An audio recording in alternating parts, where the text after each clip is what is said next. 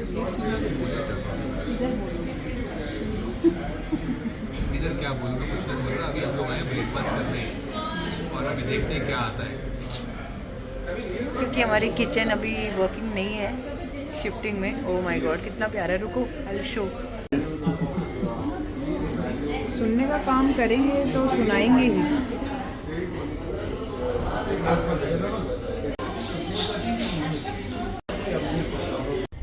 हम आ गए हैं।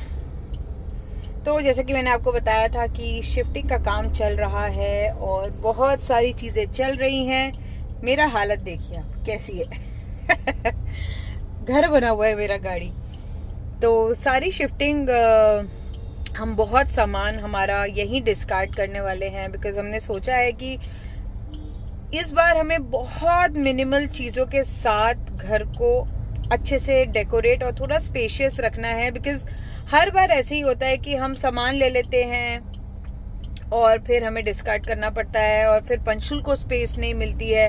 तो इस बार हमने सोचा है कि भाई हमने हमारे घर में बहुत मिनिमलिस्ट सामान रखेंगे ताकि पंचुल को स्पेस मिले। मुझे नहीं पता अभी ये कितना वर्कआउट होगा या कितना वर्कआउट नहीं होगा बिकॉज कुछ बेसिक चीजें तो हमें चाहिए। तो बस उन्हीं बेसिक चीजों के लिए हम इधर उधर घूम रहे हैं और बहुत टायरिंग होती है शिफ्टिंग। फाइनली हमें हमारी पसंद का फाइनली हमारी पसंद का घर मिल चुका है और बस अब कल या परसों में हम फाइनली पूरी तरह से शिफ्ट कर जाएंगे। थोड़ा थोड़ा हम शिफ्टिंग स्टार्ट कर दिया है हम लोगों ने क्योंकि पंचुल के साथ एकदम हम दोनों के लिए बहुत मुश्किल हो रहा है प्रॉपर एक साथ शिफ्ट करना। तो हम और हमारे घर से बहुत दूर नहीं है, बहुत पास में ही हमें मिला है घर। तो धीरे धीरे करके हम शिफ्ट कर रहे हैं। पेस्ट कंट्रोल हो चुका है। पेस्ट कंट्रोल के बाद भी भाई कॉकरोचेस निकल के पता नहीं कहाँ से निकल के आ रहे हैं। अगर आपके पास कोई सोल्यूशन है तो प्लीज मुझे बताइए। मेरे पास 2 सोल्यूशन है, उनसे बहुत फर्क पड़ता है। अगर वो वापस से मैं ट्राई कर रही हूँ, अगर वर्कआउट हुआ तो मैं आपको डेफिनेटली बताऊंगी कि हाँ ये प्रोडक्ट काम करता है। सो बस अभी हम लोग थोड़ा शॉपिंग करने आए थे। जैसा कि आप देख रहे हो कुछ कर्टेन्स थे, होम टूर तो मैं आपको दूंगी, लेकिन कुछ कर्टेन्स थे, कुछ शेरिन का मैट था और छोटी चीजें। आपको पता है घर की शिफ्टिंग में छोटी चीजें बहुत लगती हैं। और घर पर चल रहा है स्लाइडिंग विंडोज का काम। तो अब जैसे ही इस विंडोज का काम हो जाएगा मैं आपको दिखाऊंगी और छोटे ग्लिम्स दिखाऊंगी क्योंकि फाइनल होम टूर तो अच्छे से बनता है ना।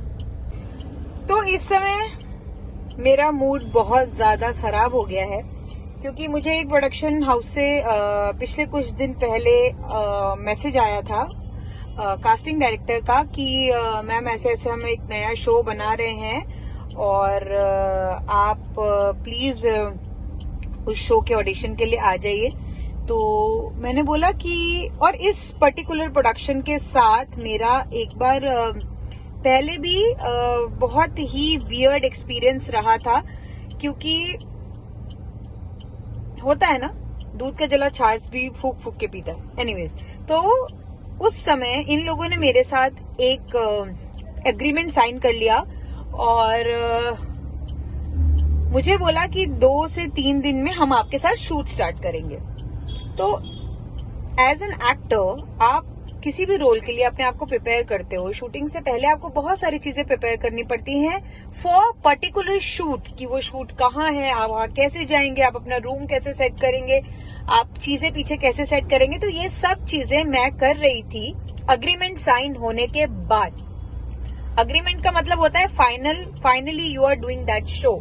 सो एनीवेज, मैंने ये एग्रीमेंट साइन किया और साइन करने के बाद 3 दिन बाद मैं देख रही हूँ कि वो कैरेक्टर कोई और एक्टर प्ले कर रहा है और मुझे इतना गुस्सा आया क्योंकि अरे हेलो, आपने मेरे साथ अग्रीमेंट साइन किया है।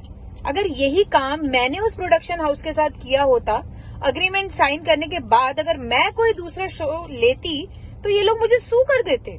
मेरे लिए मेरी जो सिंटा है वहां पर ये मेरी कंप्लेंट कर देते कि नहीं इन्होंने ऐसे किया है, तो एक्टर्स की सुनवाई कहाँ होगी भाई।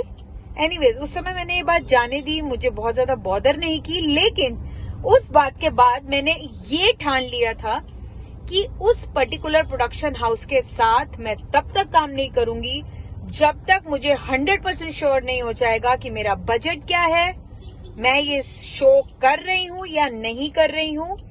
क्योंकि यार एक एक्टर के बारे में सोचो आप, इतने देखो हमारा ये काम है, हम जाते हैं, ऑडिशन देते हैं, चीजें होती हैं बट वर्कआउट नहीं होती, समझ आता है।